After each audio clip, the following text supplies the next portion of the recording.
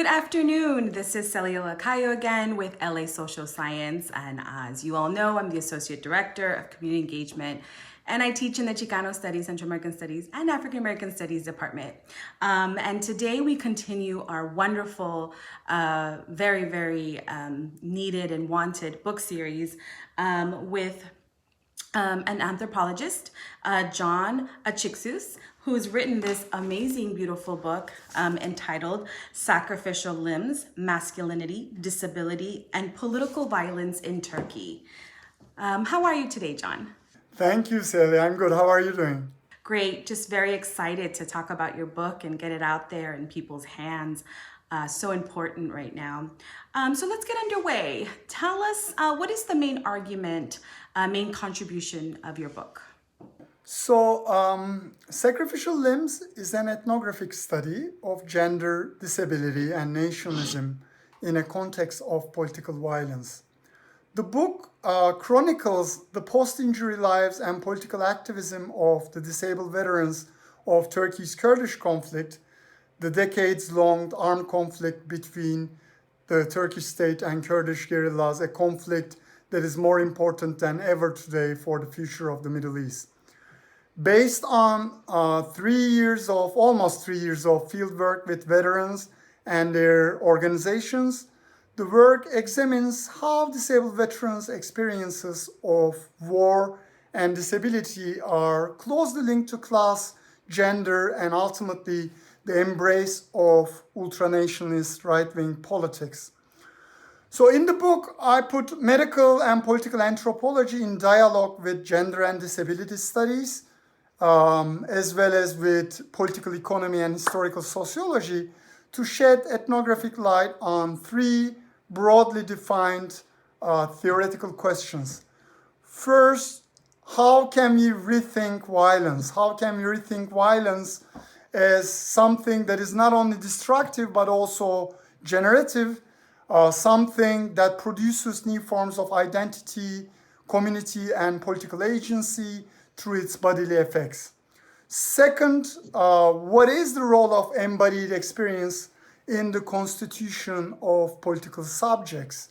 And what I mean by that is that I'm wondering, what role our bodily states, conditions, and emotions play in our political subjectification process. And third, and finally, how does the notion of sacrifice play into modern regimes of sovereignty and state power? Why do we still have all these seemingly archaic notions of sacrifice and self-sacrifice at the center of political discourse, especially when it's about war and the nation and the state? And as it addresses these broad questions, the book illustrates how a focus on the body and embodiment can push us to attend to the political in new ways. Absolutely. And that's one of the main contributions of the book is the true interdisciplinary nature. And you're engaging in so many disciplines, but more importantly, that intersectionality. So tell us how this study leads to a more nuanced account of the relationship between masculinity and disability. So I try to make two critical interventions into the literatures on masculinity and disability. First, I show how an attention to the gendered effects of war disability challenges the commonly held view that masculinity, the state, and the military always exist in harmonious and mutually affirming relations. So to keep a really long story short, in Turkey, military service is mandatory for able-bodied men, with the exception of openly gay and transgender individuals, and is commonly seen as a prerequisite for young men's employment and marriage. And you can see that in different contexts, ranging from Bolivia to Mexico to other places where military service is mandatory for men. So this male citizenship practice has historically operated as a key rite of passage into heteronormative adult masculinity. For my research participants, disabled veterans, however, their conscription has failed to deliver on these promises, this promise of full male citizenship, or this promise of being this kind of unmarked social subject, instead bringing socioeconomic marginalization and exclusion from wage labor and marriage market and so on and so forth. And this social and economic dependency resonates within Turkish society with this abject figure of the disabled street beggar, further contributing to the stigmatization of my research participants as half men. So with the first intervention, I try to show how disability kind of disrupts any easy equation among masculinity, the military, and the state. Secondly, the book goes against the grain of the assumption that disability feminizes men. And this is an assumption that one frequently encounters in the literature on gender and disability. In the book, I describe how veterans' kind of problems and predicaments are constructed as a masculinity crisis, a crisis for which the state is held accountable. And I also show in detail how the state has responded to this politically charged crisis by deploying a set of medical, welfare, religious technologies, practices, discourses with the explicit aim of remasculinizing veterans and refashioning them into productive and reproductive citizens. Yet, I also show that these efforts to draw disabled veterans back into the sphere of hegemonic masculinity are by no means unproblematic. I trace the quandaries entailed in this process across a variety of social fields, including media representations, veterans' male bonding practices, and most importantly, veterans' welfare and political activism. I say most importantly because veterans' activism is particularly important for the book's narrative, because it is where veterans' gender troubles get tangled up with macro political issues. So to sum it up, all in all, what I hope to show in this study is that the relationship between masculinity and disability is much more nuanced and historically contingent than often assumed popularly or in the literature. Wonderful. One of your many contributions is the rich ethnographic work that you do. So tell us, what does the lives of the disabled veterans tell us about the relationship to the state and their political activism? When I describe veterans' lives in the book, I often use a phrase, veterans' double lives. And this is one of the central arguments of the book, that disabled veterans lead double lives. This, I argue in the book, is a result of the fact that veterans' bodies are subjected to two opposing regimes of social value. So basically, they find themselves in this split role, split between one regime in which they are lionized as religious and national heroes, celebrated as living martyrs, saintly warriors whose place in heaven is reserved alongside prophets, and so on and so forth. So there's a lot of lionization, glorification, etc. In the second regime of value, they are stigmatized as dependent beggar-like men and get subjected to different forms of symbolic and structural violence under a rapidly neoliberalizing economy.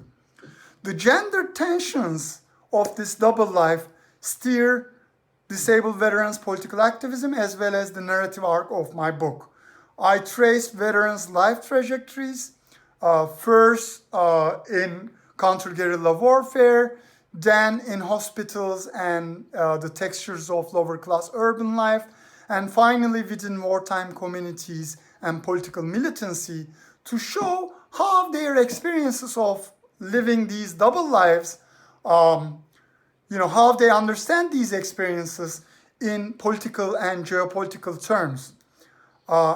And ultranationalist conspiracy theories, I argue, play a key role in this process, in the process of the translation of veterans' everyday experiences of living this double life into the terms of ethnopolitics. And they do so by anchoring disabled veterans' everyday problems to ultranationalist agendas around Turkey's European Union membership, political reforms, minority rights, etc.